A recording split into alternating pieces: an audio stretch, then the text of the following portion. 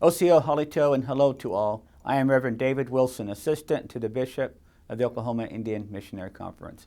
I want to begin by saying thank you to the churches of the Oklahoma Conference for your financial support and prayers over this past year. It has been a blessing to us as we continue our work across our conference.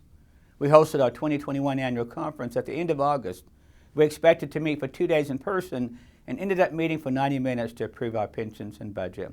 We were also very pleased to commission a candidate for deacon. Once ordained, Jennifer Neal will be our second deacon. We are thankful for her call. We also recognize two that were licensed earlier in the summer. Last year, I reported of our financial situation being affected by the grim financial forecast from the General Counsel on Finance Administration due to the pandemic. There were several positive things that greatly assisted us in the outcome of our budget. We were approved for a payroll protection program loan from the government, and it was later forgiven. To help offset the loss of funding from GCFA, we utilized our attention on fundraising through social media. We had some amazing donors who supported OIMC with our general budget needs. However, the funding from GCFA came through as well in the end. We're very pleased to finish with $19,000 on the positive side of our budget. Creator God continues to be so good to us, and we are thankful. We also paid 100% of our apportionments. Even in the midst of the pandemic, our permanent endowment grew. We have great allies and supporters who contributed, as well as other organizations. The Chickasaw Nation contributed $100,000 to our endowment earlier this year. They continue to be a great supporter of our ministry. Our endowment has grown to a little over $2.5 million. Our ministry in the local church and annual conference extends far beyond our worship. We have worked with several entities to raise awareness of various issues affecting the lives of indigenous persons around the country. We were approached by an official with the Cheyenne and Arapaho tribe to work with the Clinton Indian Health Service Unit to provide COVID immunizations in the Oklahoma City area. We already partnered with Mosaic and Mayfair United Methodist Churches who share the same facility. We began that effort with the Health Service Unit in February that lasted through May. And in the end, the unit provided over 1,200 immunizations. The volunteers of Mosaic and Mayfair Heights and North Oklahoma City were amazing, and it was appreciated by many. We also worked with the Oklahoma City Indian Clinic to provide mobile places to set up for vaccinations for places such as the Ice Angels Homeless Ministry, and other events will be set up for voter registration. The Indian Health Services in Oklahoma provided immunizations not only for the tribal members, but for all people.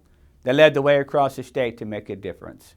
A group of OIMC clergy gathered in solidarity this May for the dedication of the prayer wall outside of the historic Vernon African Methodist Episcopal Church in Tulsa's Greenwood District.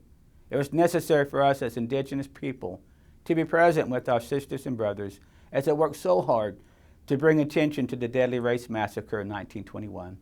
The church is also in the boundaries of the Cherokee Nation. It was good to see a good number of United Methodist lay and clergy from Oklahoma present.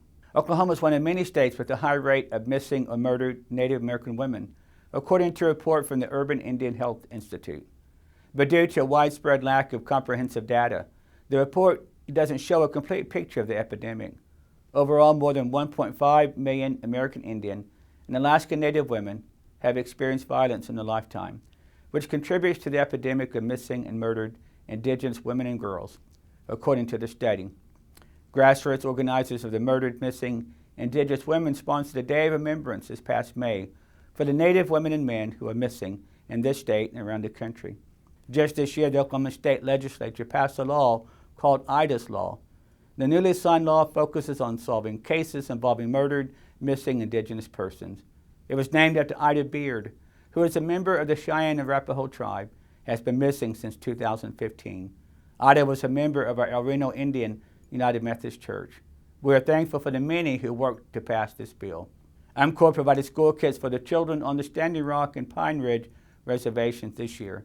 They shipped the kits to Standing Rock, and a 3-person team assisted with the school kit deliveries to about 12 schools on the reservation, and kits were also distributed on the Pine Ridge reservation.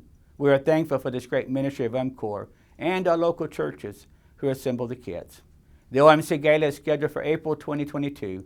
We're hoping that conditions will be favorable to host the event. We will gather at the First Americans Museum that opened just recently.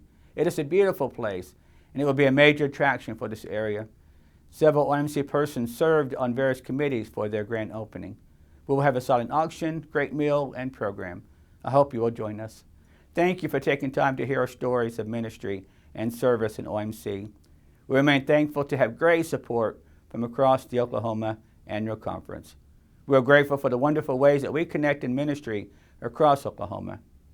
Truly, we feel that the scripture for your annual conference is our theme for OIMC. God has blessed us abundantly in so much of what we do, and we have abounded in that good work. Thank you, and God bless.